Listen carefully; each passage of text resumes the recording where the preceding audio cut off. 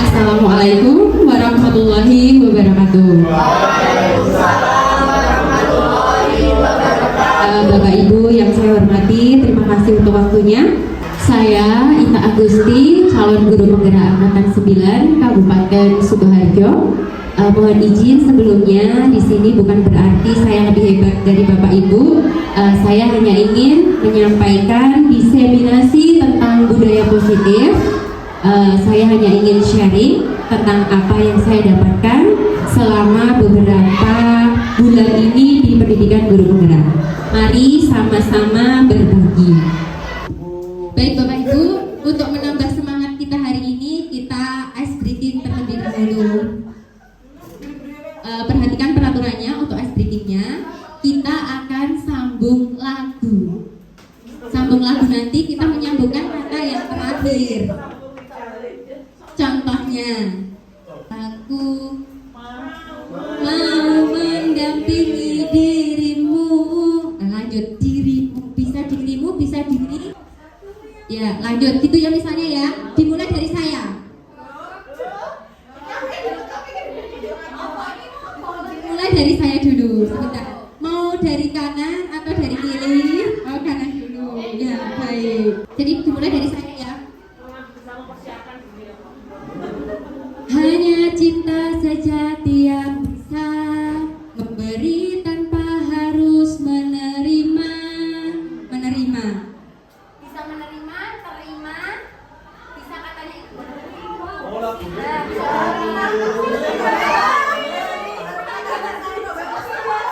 Menerimamu.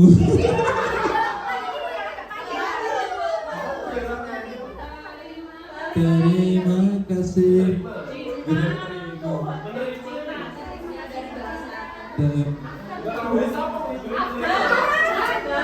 Terima kasih cinta.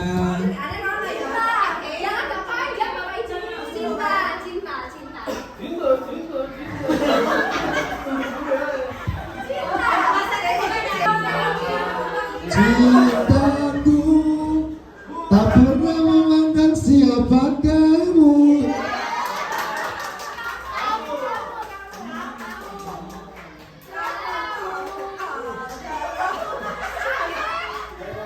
Kamulah satu-satunya yang memang mengerti aku.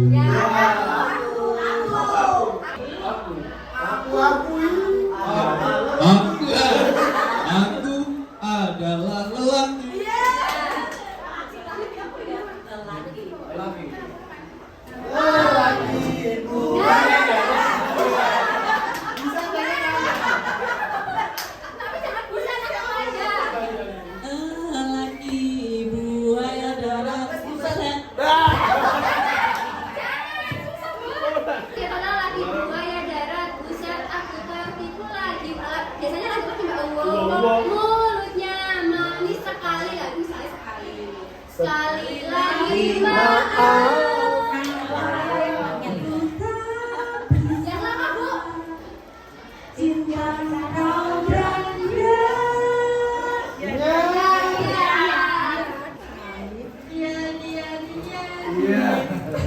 Ini menanamkan kepercayaan diri pada Bapak Ibu guru.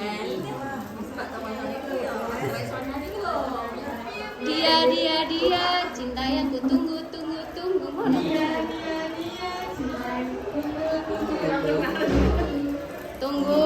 Tunggu boleh, menunggu boleh. Nah.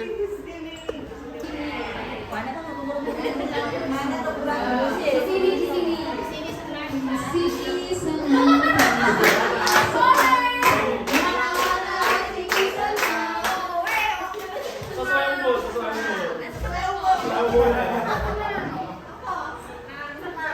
Senangnya hatiku.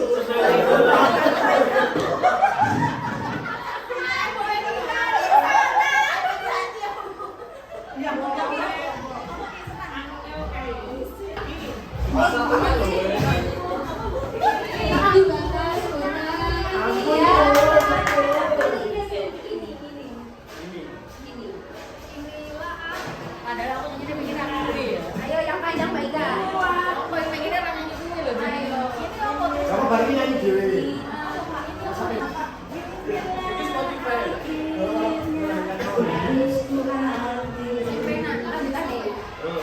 Sebelum Semakin dalam diriku.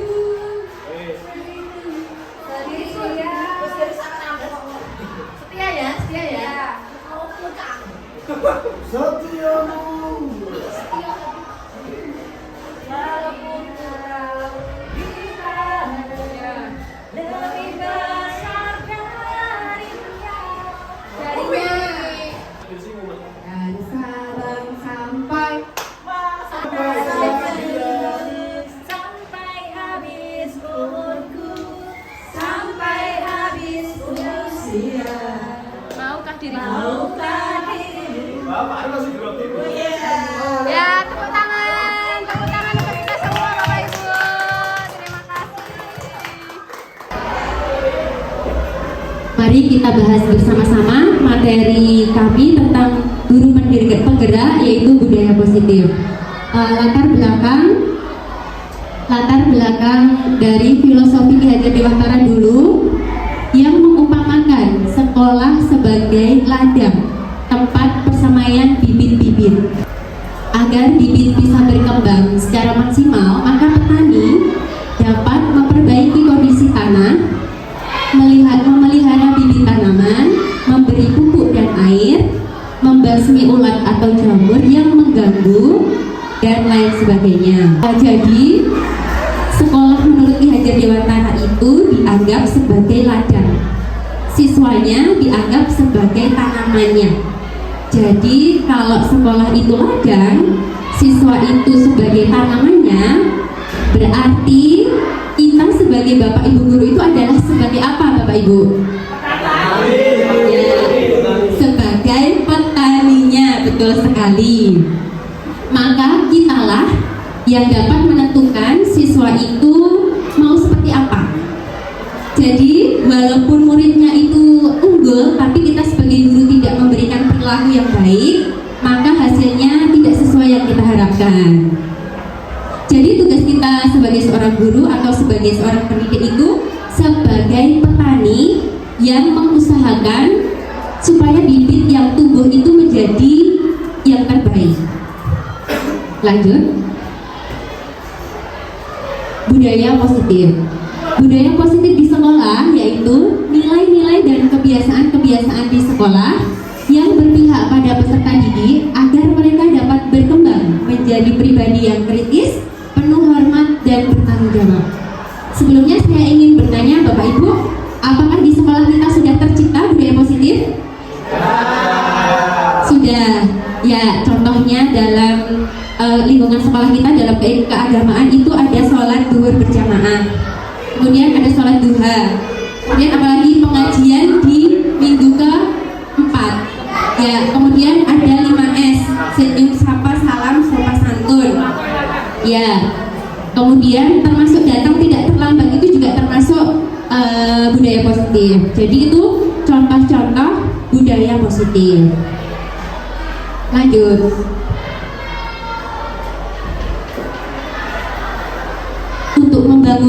budaya positif, sekolah itu perlu menyediakan lingkungan yang positif, aman, dan nyaman agar murid-murid mampu berpikir, bertindak, dan mencipta dengan merdeka, mandiri, dan bertanggung jawab.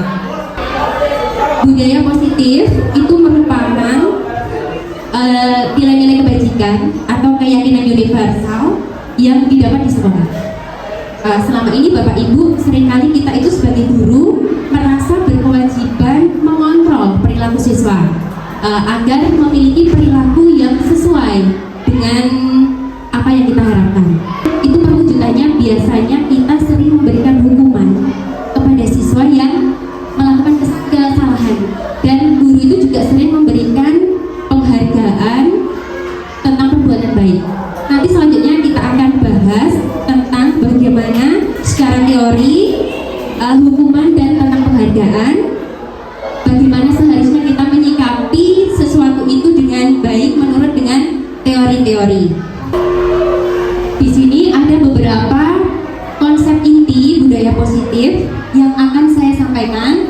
Yang pertama tentang disiplin positif, 2 tentang nilai-nilai kebajikan universal, 3 motivasi perilaku manusia, 4 konsep disiplin dengan identitas gagal, itu merupakan hukuman dan penghargaan, yang kelima keyakinan kelas, 6 posisi kontrol guru, dan yang ketujuh segitiga restitusi. Yang pertama akan kita bahas tentang disiplin positif. Disiplin positif yang merupakan unsur utama dalam terwujudnya budaya positif yang dicita-citakan sekolah. Menurut Ki Hajar Dewantara, disiplin positif adalah kemampuan seseorang mengontrol diri dan menguasai diri untuk memilih tindakan yang mengacu pada nilai-nilai yang kita hargai agar tercapai tujuan mulia yang diharapkan. Kebanyakan kita akan menghubungkan kata disiplin itu dengan apa Bapak Ibu? Biasanya kita disiplin itu kita hubungkan dengan tata tertib, kemudian peraturan. Ya disiplin itu biasanya mengacu pada peraturan. Ya, biasanya murid yang memiliki disiplin positif tinggi itu akan menghasilkan juga sikap budaya positif yang tinggi dan sesuai dengan nilai-nilai kebajikan yang ada di sekolah. Yang kedua, nilai-nilai kebajikan universal. Nilai-nilai kebajikan universal itu adalah sifat-sifat positif manusia yang merupakan tujuan mulia yang ingin dicapai. Ya, tentang nilai-nilai kebajikan universal ini sering kita dengar dan sering kita jumpai itu tentang profil pelajar Pancasila. Ada yang tahu Bapak Ibu profil pelajar Pancasila itu apa saja? Beriman, bertakwa kepada Tuhan Yang Maha Esa dan berakhlak mulia, mandiri, toleransi, ya, dan lain sebagainya. Itulah contoh-contoh nilai-nilai kebajikan. Motivasi perilaku manusia yang ketiga. Motivasi itu merupakan dorongan yang timbul pada diri seseorang baik sadar maupun tidak sadar untuk melakukan sesuatu. Jadi ada satu pendapat dari Diana Gosen itu menyatakan 3 motivasi perilaku manusia. Itu yang pertama, untuk menghindari ketidaknyamanan atau hukuman. Yang kedua, untuk mendapatkan imbalan atau penghargaan dari orang lain. Dan yang ketiga, untuk menjadi orang yang mereka inginkan dan menghargai diri sendiri dengan nilai-nilai yang mereka percaya. Saya berikan satu contohnya. Misalnya ada murid yang selalu datang tepat waktu atau tidak terlambat. Nah itu kan biasanya ada 3 motivasi yang ingin, motivasinya apa yang ingin dicapai murid tersebut. Apakah murid itu ingin menghindari hukuman, ataukah murid itu hanya ingin mendapatkan imbalan, penghargaan atau pujian dari Bapak Ibu guru dan temannya, atau yang ketiga untuk menjadi orang yang mereka inginkan dan menghargai diri sendiri dengan nilai-nilai yang mereka percaya. Kemudian kalau contohnya dalam kita Bapak Ibu guru itu, misalnya dalam mengajar itu datang tepat waktu, itu motivasinya Bapak Ibu guru itu apa? Apakah yang pertama itu itu karena ingin tidak mendapatkan hukuman dari atasan, atau yang kedua ingin mendapatkan imbalan, penghargaan atau pujian dari rekan sejawat atau atasan, dan yang ketiga atau untuk menjadi orang yang mereka inginkan dan menghargai diri sendiri dengan nilai-nilai yang mereka percaya. Coba Bapak Ibu introspeksi, Bapak Ibu itu nomor 1, nomor 2 atau nomor 3? Mudah-mudahan Bapak Ibu di sini termasuk yang nomor 3, yaitu untuk menjadi orang yang mereka inginkan dan menghargai diri sendiri dengan nilai-nilai yang mereka percaya, bukan yang nomor 1 dan bukan yang nomor 2. Ya, baik ya Bapak Ibu.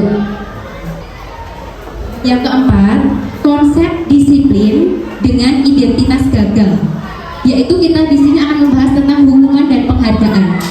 Yang pertama, hukuman itu merupakan sesuatu yang menyakitkan. Murid tidak nyaman, akibatnya murid akan menyembunyikan kesalahan. Yang kedua, penghargaan itu Bapak Ibu ternyata itu bukan cara yang efektif untuk menegakkan disiplin di sekolah.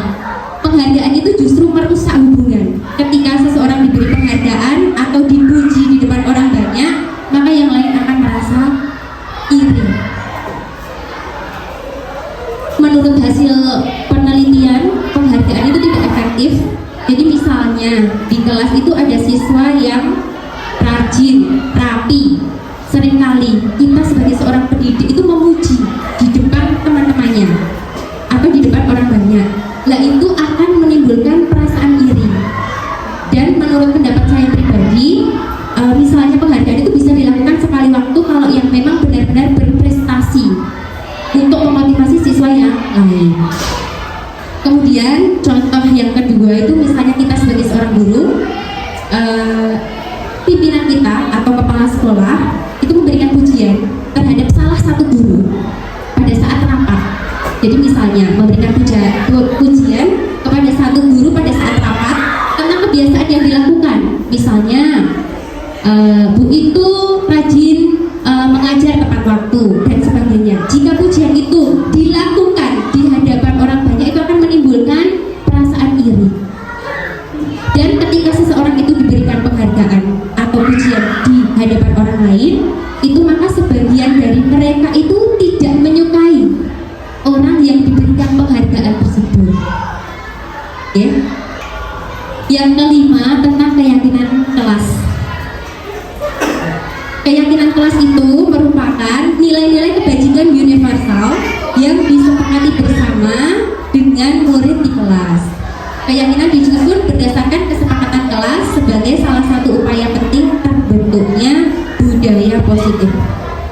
Yang akan saya bahas di sini yaitu keyakinan kelas. Mohon izin sebelumnya Bapak Ibu bertanya dulu, biasanya di kelas itu Bapak Ibu menggunakan kata-kata keyakinan atau peraturan?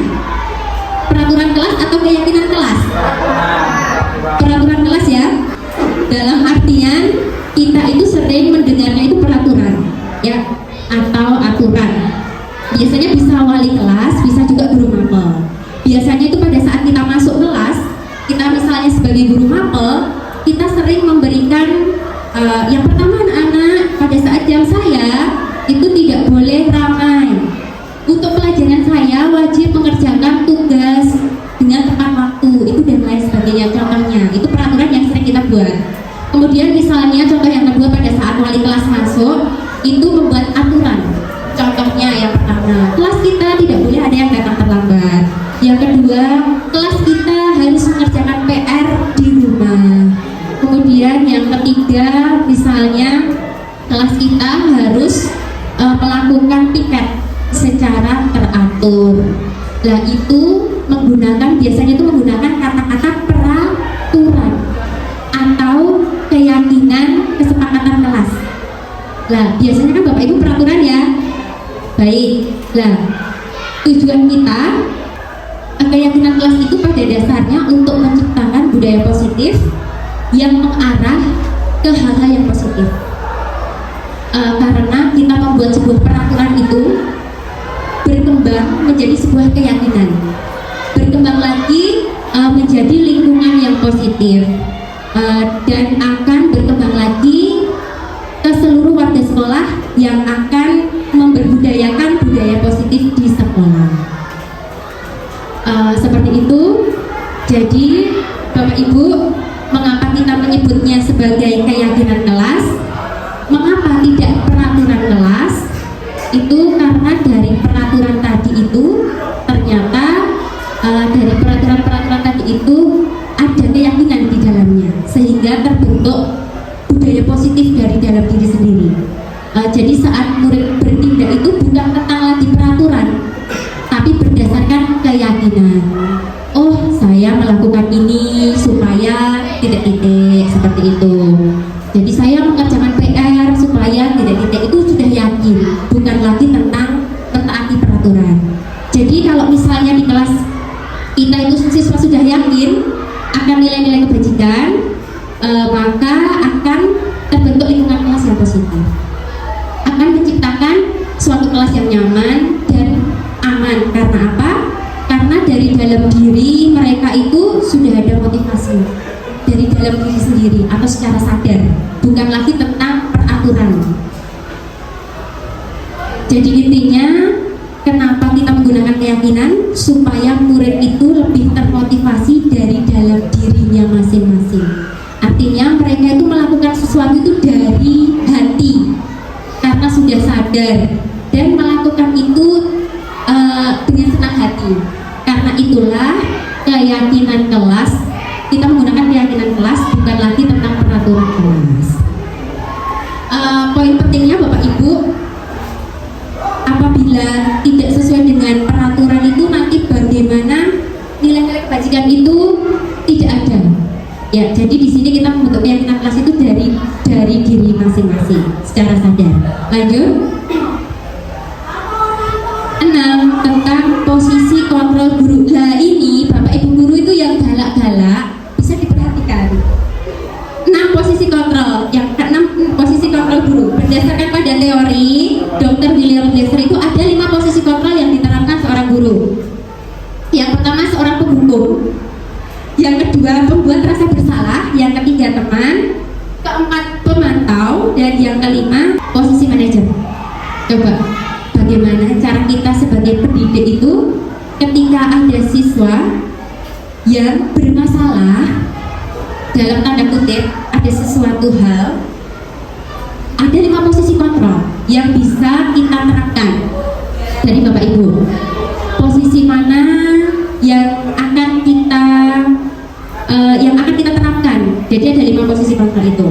Kira-kira kita di sini di posisi mana yang sering Bapak Ibu lakukan? Apakah Bapak Ibu itu sebagai di posisi nomor 1 penghukum, atau sebagai pembuat rasa bersalah, atau sebagai teman, atau sebagai pemantau, atau sebagai manajer? Coba introspeksi dari dalam diri sendiri Bapak Ibu. Ya, teman dan penghukum ada. Kemudian ada yang lain? 1, 3. Ya, baik.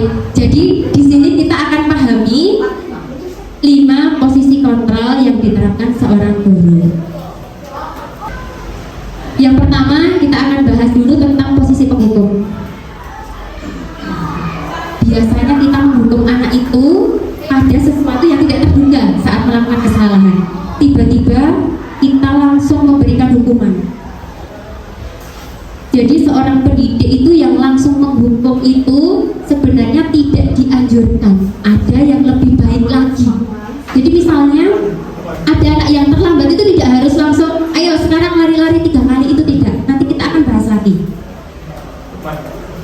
Kemudian yang kedua, pembuat rasa bersalah. Adakah Bapak Ibu juga yang pernah menjadi seorang guru yang berperan sebagai pembuat rasa bersalah? Mungkin sering, tapi tidak kita sadari. Pembuat rasa bersalah itu contohnya seperti ini. Kamu membuat ibu merasa kecewa. Itu misalnya kamu membuat ibu sangat merasa kecewa. Kemudian ibu kecewa dengan sikap kamu. Kemudian dengan cara apa lagi ibu menjelaskan. Nah seperti itu pembuat rasa bersalah. Kan kalau kita sudah menjelaskan biasanya seperti itu.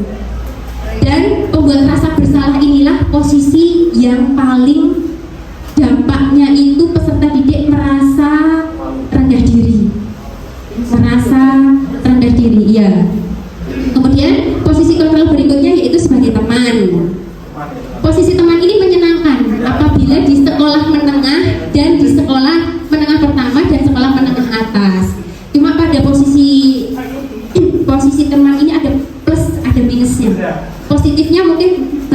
guru dan peserta didik itu memiliki hubungan yang dekat.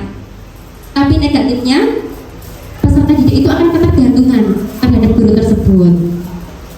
Ini tidak akan membentuk karakter peserta didik karena anak itu hanya akan patuh kepada guru tersebut, dan kepada guru yang lain itu tidak akan patuh dan bersikap berbeda. Dampaknya itu anak tidak akan mandiri.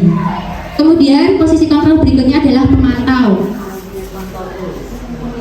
Pemantau itu adalah posisi yang mengawasi, di mana seorang guru itu memposisikan dirinya itu sebagai hanya mengawasi. Dia tidak berpihak, dia tidak menghukum, tapi dia terlibat. Jadi misalnya peserta didik itu melakukan kesalahan, maka kita sebagai guru pada posisi pemantau itu hanya menyampaikan. Dia tetap terlibat di dalamnya, tapi tidak ikut bertanggung jawab. Dia hanya mencarikan solusi. Jadi itu posisi pemantau. Posisi yang berikutnya itu adalah yang kelima, itu posisi yang paling ideal, yang mana saya sebagai calon guru penggerak dan Bapak Ibu guru di sini itu bisa memposisikan diri di posisi ini, yaitu posisi manajer. Jadi posisi manajer itu adalah di mana guru itu berbuat sesuatu dengan murid yang artinya itu saling berkolaborasi. Jadi mempersilahkan murid untuk mempertanggungjawabkan perlakuannya. Kita mengajak anak, kita bertanya, kita stabilkan identitas dulu, kita gali kebutuhan dasar apa yang belum dipenuhi, kemudian kita bimbing dan kita mencari solusi bersama-sama sehingga muncul motivasi dari diri sendiri. Dan ini Bapak Ibu, ini membentuk perkembangan karakter. Jadi posisi manajer ini, peserta didik itu berfokus pada bukan hukumannya, tapi kita berfokus pada pembentukan karakter anak pada masa yang akan datang. Baik Bapak Ibu, itu 5 posisi kontrol tadi. Saya akan memberikan satu contoh tindakan yang coba Bapak Ibu tebak di posisi manakah yang saya berikan contoh ini. Misalnya, Hasan, sini dulu, selalu terlambat. Apa coba alasan kamu terlambat? Malas sekali jadi anak. Coba berapa kali kamu terlambat? Sekarang kamu keliling lapangan 3 kali. Nah, posisi itu posisi apa Bapak Ibu? Penghukum. Nah, ya, itu tadi sebagai penghukum. Bapak Ibu, pada posisi kontrol penghukum itu dampaknya itu tidak menjamin efek jerah, atau belum tentu anak tersebut itu tidak mengulanginya lagi. Kemudian saya bercontoh lagi, misalnya, Mawar, kenapa kamu tidak bisa mengerjakan soal ini padahal ibu itu sudah menjelaskan dengan cara apapun? Dengan cara apa lagi Bapak Ibu itu menjelaskannya? Nah, itu sebagai apa Bapak Ibu perannya? Ya, membuat rasa bersalah. Jadi kita itu membuat siswa itu rendah diri. Jadi peserta didik itu merasakan gagal. Ya, baik seperti itu Bapak Ibu. Kemudian untuk yang ketujuh, segitiga restitusi. Restitusi itu apa? Restitusi itu adalah sebuah pendekatan untuk menciptakan disiplin positif melalui proses kolaboratif yang mengajarkan murid untuk mencari solusi dalam masalah dan membantu murid berpikir tentang orang seperti apa yang mereka inginkan dan bagaimana mereka harus memperlakukan orang lain. Kemudian Bapak Ibu, dalam segitiga restitusi itu adalah salah satu untuk menciptakan budaya positif. Segitiga restitusi di sini itu ada 3 tahapan. Yang pertama, menstabilkan identitas. Yang kedua itu validasi tindakan yang salah. Dan yang ketiga itu menanyakan keyakinan. Akan kita bahas satu persatu. Yang pertama itu menstabilkan identitas itu contohnya kita bilang gitu, berbuat salah itu tidak apa-apa, itu wajar. Bapak dan Ibu pun juga pernah melakukan kesalahan itu. Kemudian dalam segitiga restitusi itu harus ada satu kasus dulu. Kemudian apabila itu peserta didik itu mempunyai masalah, kita harus berkolaborasi. Yang pertama seperti tadi, kita harus menstabilkan identitas dulu. Jadi seperti kita berkata tidak apa-apa, kita juga pernah melakukan kesalahan. Kemudian yang kedua itu validasi tindakan yang salah. Kita tanya dulu, kenapa anak itu seperti ini? Kenapa anak itu melakukan hal tersebut? Kenapa anak melakukan kesalahan?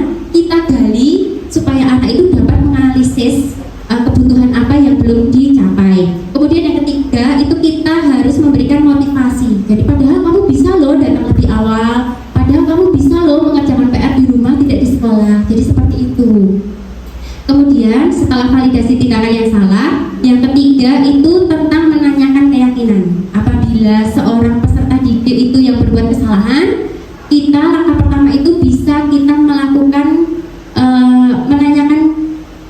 menanyakan keyakinan terkait dengan keyakinan kelas kita, dengan bapak ibu guru mata pelajaran atau dengan wali kelas. Jadi kita tanya, apakah tindakan yang kamu lakukan itu sudah sesuai dengan keyakinan kelas? Padahal tidak boleh datang terlambat, misalnya seperti itu.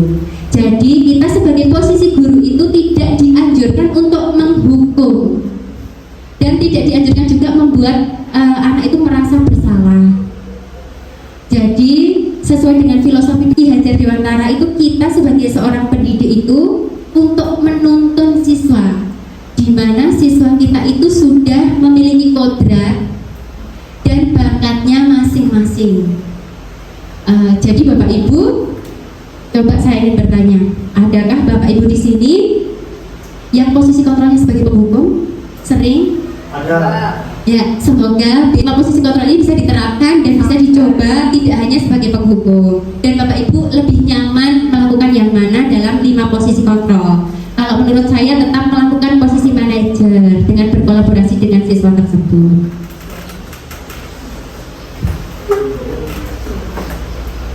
Baik, terima kasih Bapak Ibu untuk waktunya. Semoga apa yang saya sampaikan ini tadi bisa bermanfaat dan bisa kita terapkan untuk mewujudkan sekolah yang lebih baik dengan menerapkan budaya positif di sekolah. Sekian dulu. Wassalamualaikum warahmatullahi wabarakatuh.